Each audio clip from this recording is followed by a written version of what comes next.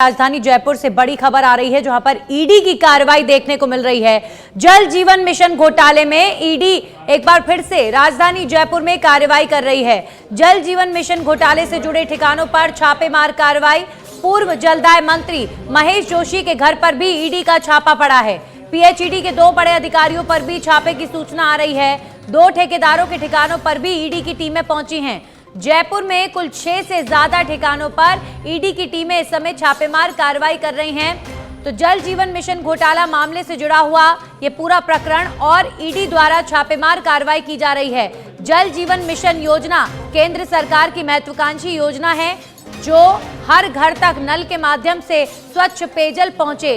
इस योजना को साकार करने के लिए देश भर में अभियान चलाया गया और ऐसे में ये आरोप लगाए गए कि राजस्थान में जल जीवन मिशन योजना में भ्रष्टाचार हुआ है। तत्कालीन सरकार द्वारा इन आरोपों को लेकर यही रिएक्शन दिया जा रहा था कि चुनावों के मद्देनजर ये राजनीति से प्रेरित आरोप है। लेकिन अब इस मामलों में सबूतों के आधार पर ईडी अपनी तरफ से कार्रवाई भी कर रही है। ईडी की कई टीमें राजस्थान की राजधानी जयपुर में छापेमार कार्रवाई को अंजाम दे रही हैं। 6 से ज्यादा ठिकानों को चिन्हित किया गया है। इस छापेमार कार्रवाई के लिए गाज गिरी है पूर्व जलदाय मंत्री महेश जोशी के ठिकाने पर भी। और ये महेश जोशी का घर इस वक्त आप देख रहे हैं जिनके घर पर ईडी की टीमें पहुंची हैं और ये कार्रवाई हो रही है। हमारे सहयोगी गौरव जुड़ गए। गौरव, सुबह से ही ये कार्रवाई ईडी की तरफ से लगातार जारी है। अभी फिलहाल क्या ताजा अपडेट? जी देखिए, लगातार जो पूछताछ है वो जारी है और जो जल जीवन मिशन से जुड़े घोटाले थे जिसके अंदर पाइपलाइनों को डालना बताया गया था और उसके अलावा एक बड़ा जो अमाउंट था पैसों का वो भी इसमें इन्वॉल्व था। और सबसे बड़ी बात थी कि जो पैसा था उसे किस तरीके से बांटा गया, इसको लेकर के ईडी की जो जांच थी वो काफ़ी समय से चल रही थी। ऐसे में आज जो जांच है ये पहुंची है। यहाँ पर आप मेरे पीछे तस्वीर देख पाएंगे जो महेश जोशी का आवास है जो कि रेलवे स्टेशन के पास में बना हुआ है। यहाँ पर ईडी की जो टीमें हैं वो सुबह से ही यहाँ पहुंची हुई हैं और लगातार जो है जांच पड़ताल की जा रही है। जो बातें हैं वो की जा रही हैं, जो जानकारियां जो बाकी थी, जो कनेक्टिंग चेन्स हैं उन्हें पूरा किया जा रहा है। और मैं आपको बता दूं इसके साथ साथ ही बांसवाड़ा में भी जो है ये कार्रवाई जो है इसको अंजाम दिया गया है क्योंकि जो ठेकेदार हैं वो पूरे राजस्थान भर के ऐसे लोग हैं। उसके अलावा जो अधिकारी हैं जो इसमें जुड़े हुए थे उनकी लिप्तता जो थी वो पहले ही जांच की गई थी और इसको लेकर के चाहे वो दिल्ली से ईडी की टीमों का आना हो या गुजरात से ईडी की टीमों का आना हो वो लगातार जारी था।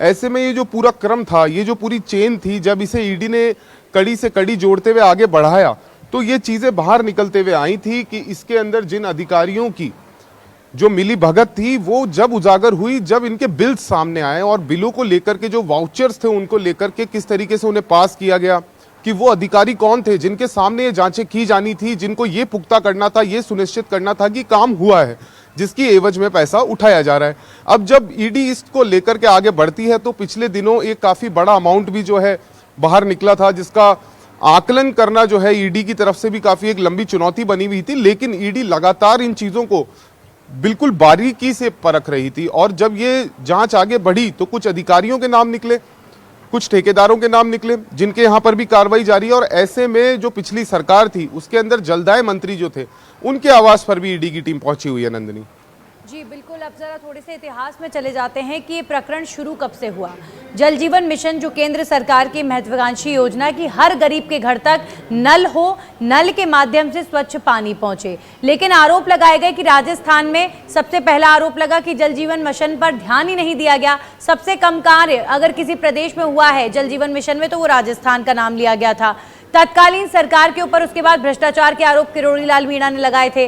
तो यहां से ही प्रकरण शुरू हुआ। उसके बाद आरोप लगाए गए तत्कालीन सरकार द्वारा भी कि राजनीति से प्रेरित ये मामला है और सभी आरोप झूठे हैं। लेकिन अब ईडी इस तरीके से कार्रवाई कर रही है तो सबूतों के आधार पर ही हो रही होगी ये कार्रवाई। गौरव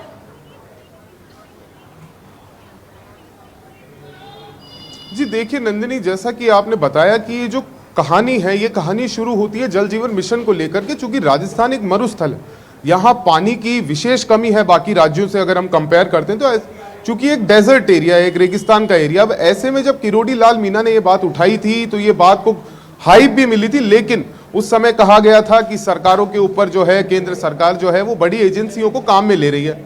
अब दूसरी ओर हम देखें कि जब ईडी की यहाँ पे कार्रवाई चालू है तो देखिए लाजमी है, हालांकि उस समय सरकार में थे, उस समय मंत्री थे, तो उस पूरे विभाग के मुखिया थे, ऐसे में कुछ जांच पड़ताल होना ये स्वाभाविक भी है। तो दूसरी ओर जो ठेकेदार थे, जो अधिकारी थे, उनके ऊपर गाज गिरना अब देखा जा सकता है, क्योंकि जब अधिकारियों के नाम खुल करके बाहर आएंगे तो फिर ये जो कार्रवाई है वो अगले स्टेज में आ जाएगी। अब तक ये तीसरी स्टेज में इसको कहना चाहूंगा कि नंदिनी ये है, चूंकि पहले स्टार्टिंग हुई, कंप्लेन के बाद इसकी जांच हुई, जांच होने के बाद देखा गया कि किस तरह की गड़बड़ की गई है। चूंकि एक बड़ा काम था जल जीवन मिशन, लोगों के घरों तक पानी पहुंचाना था, लोगों को एक बेसिक नेसेसिटी जिसे हम कहते हैं मूलभूत सुविधा होती है जल, जिसके बिना बिल्कुल जल जीवन मिशन में अगर घोटाले के इतने गंभीर आरोप लग रहे हैं और ऐसा कहा जा रहा है कि करोड़ों का घोटाला इसमें हुआ है, तो अब इस मामले की जांच में देखते हैं क्या कुछ निकल कर आता है। शुक्रिया गौरव आपका तमाम जानकारियों के लिए।